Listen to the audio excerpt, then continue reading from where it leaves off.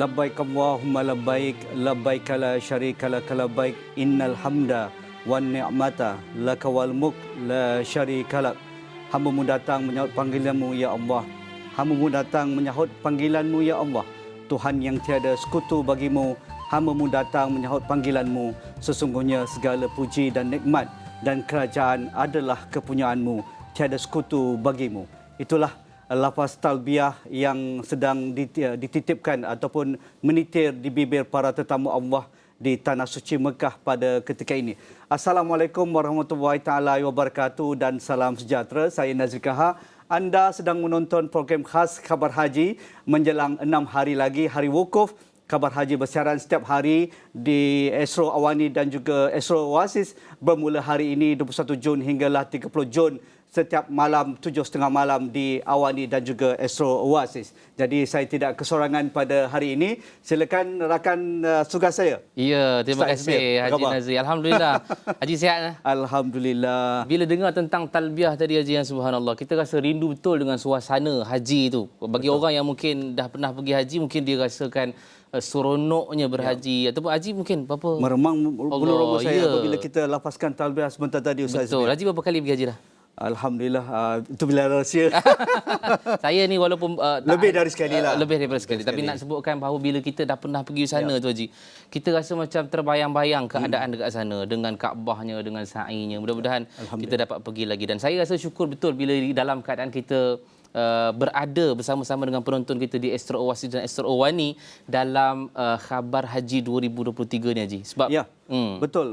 Bagi makluman juga jemaah haji Malaysia mungkin sudah menghampiri 100% sudah pun berada di Tanah Suci pada ketika ini kerana penerbangan terakhir jemaah Malaysia KT 115 insya-Allah akan tiba di Mekah pada jam 9 malam nanti dan mudah-mudahan mereka akan dipermudahkan segala urusan di Tanah Suci Ustaz Ismail. Ustaz Ismail, dalam pengalaman menunaikan umrah lah sebagai haji kecil juga lebih daripada sekali.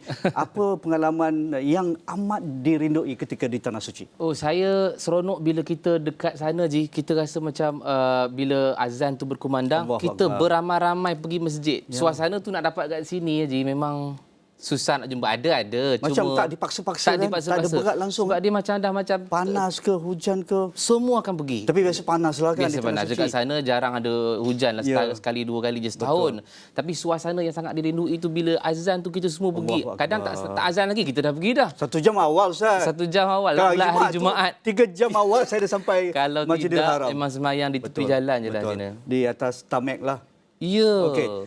Jadi untuk pengetahuan penonton Khabar Haji juga yang di Pertuan Agong Al-Sultan Abdullah Riayatuddin Al-Mustafa Billah Shah dan Raja Permaisuri Agong Tunku Azizah Aminah Maimunah Iskandariah hari ini berangkat ke Tanah Suci untuk menunaikan ibadah haji. Turut mengiringi pemangku Raja Pahang Tengku Hasan Al-Ibrahim Alam Shah Al-Sultan Abdullah Riayatuddin Al-Mustafa Billah Shah.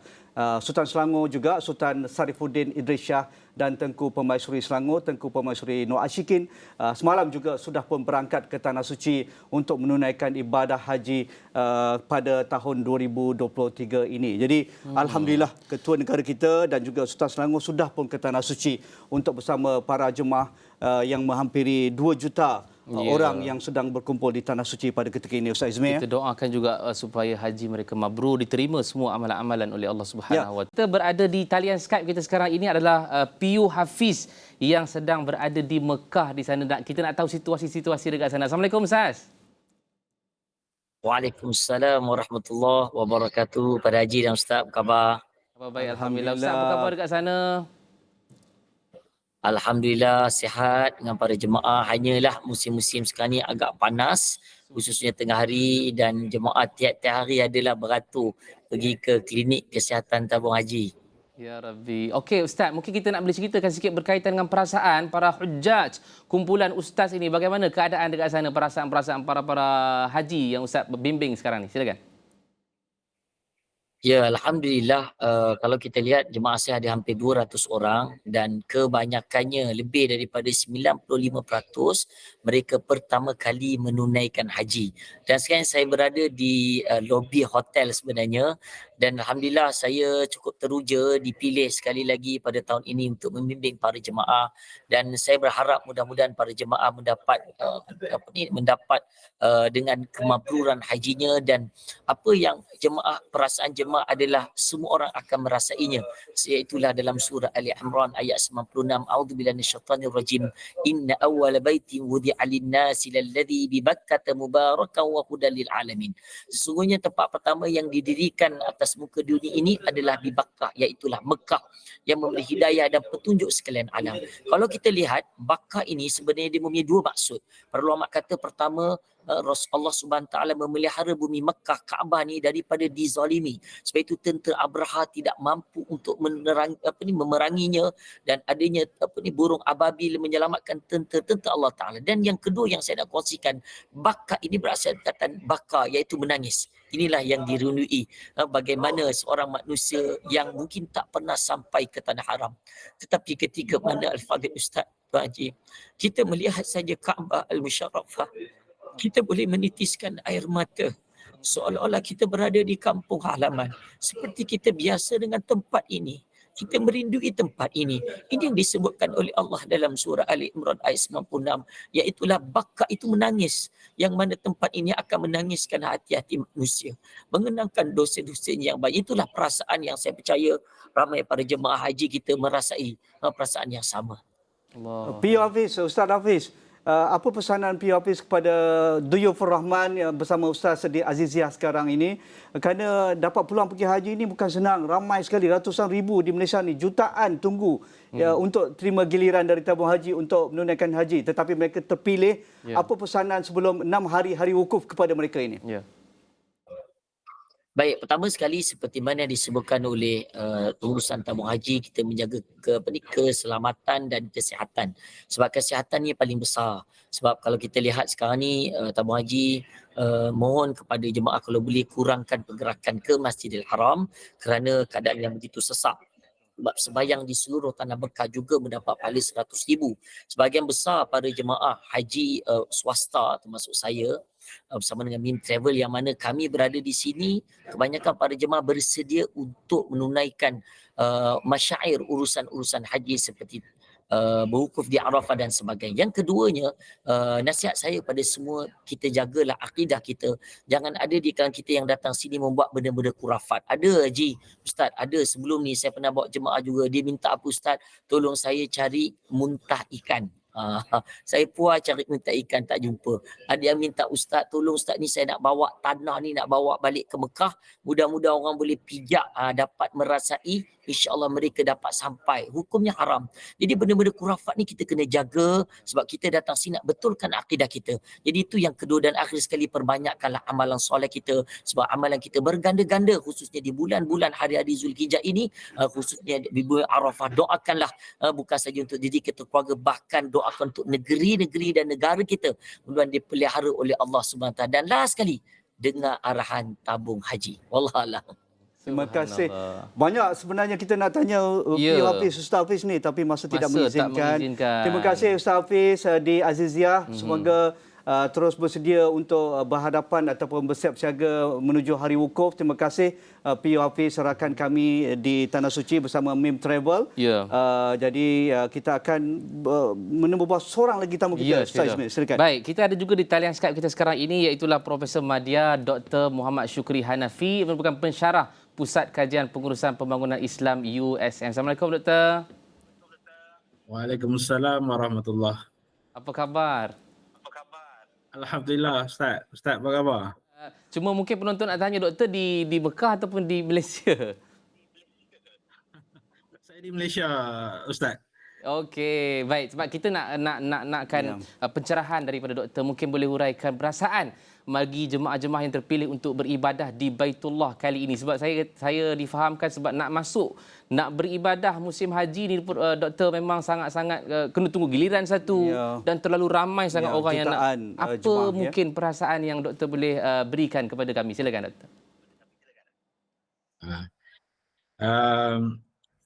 Alhamdulillah Rabbil Alamin, wassalatu wassalamu ala asyrafil anbiya wal mursalin wa ala alihi wa sahbihi ajma'in.